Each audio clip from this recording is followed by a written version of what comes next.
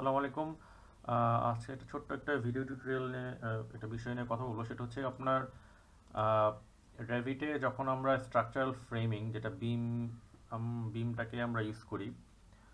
Structural ফ্রেমিংটা বিভিন্ন কাজে use করা হয়। আপনার রুফের এলিমেন্ট হিসেবে ইউজ করা হয়। আপনার কোনো ফ্রেমিং ক্রিয়েট করার সময় স্ট্রাকচারাল ফ্রেমিং আমরা ইউজ করি। তো ফ্রেমিংটাকে যখন ড্র করার সময় আমাদেরকে এগুলাকে ড্র্যাগিং পয়েন্ট ধরে ড্র্যাগ করে ডিস্টেন্স অ্যাপ্লাই করা লাগে, কতটুকু ডিস্টেন্সে আমি এখানে সেট করতে যাচ্ছি। তো এখান থেকে আমি যদি এটাকে একটা নির্দিষ্ট ডিস্টেন্সে অফসেট করতে চাই, বা এখানে সামনের দিকে অফসেট করব অথবা পিছনের দিকে এটাকে অফসেট করব, এটা একটা বিষয়। এটা কিভাবে করব, আরেকটা বিষয় হচ্ছে কি, আমি যখন এটাকে ড্র্যাগ করে টান দিব, তখন এখানে দেখেন এটা 3 ডাইমেনশনালি অন্য একটা ডিরেকশনে এটা বিমটা প্লেস হয়ে যায়। তো এই এই সিচুয়েশনটা আসলে কিভাবে আমরা অ্যাভয়েড করতে পারি। প্রথমত দেখি যে এখানে আমরা এটাকে একটা নির্দিষ্ট ডিস্টেন্সে এটাকে ড্র্যাগ করে টান দিব। এটাকে ড্র্যাগ করব একটা নির্দিষ্ট ডিস্টেন্সে, এটাকে আমরা অ্যাচিভ করব কতটুকু চাচ্ছি।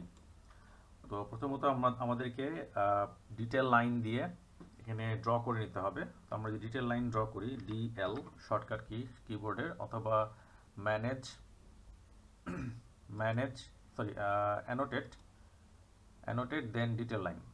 তো ডিটেল লাইন যখন কমান্ড দিলাম, কমান্ড দেওয়ার সময় উপরের দিকে স্ট্যাটাস বার, এই বারের এখানে এখানে দেখেন আপনার অফসেট নামে একটা ডাইমেনশন প্যারামিটার আছে।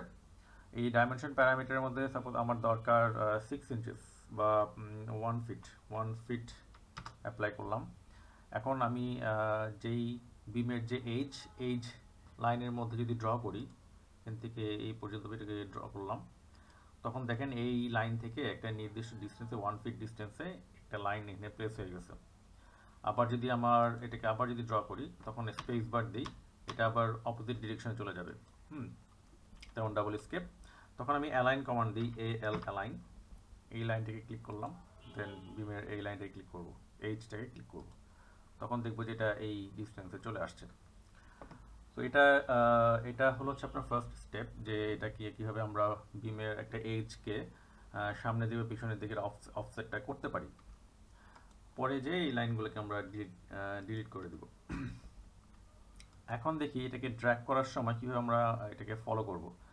যখন আপনি এটাকে ক্লিক করবেন, ড্র্যাগিং থাকা অবস্থায় এখানে ক্লিক করুন, ড্র্যাগ করা অবস্থায় আমি এখানে ক্লিক করে ধরে রাখলাম, তখন এখানে আমাকে ট্যাব প্রেস করতে হবে, জাস্ট ওয়ান টাইম।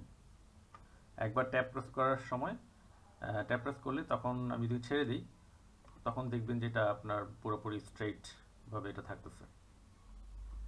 সো এটা হচ্ছে ছোট্ট একটা টিপস অ্যান্ড ট্রিক্স।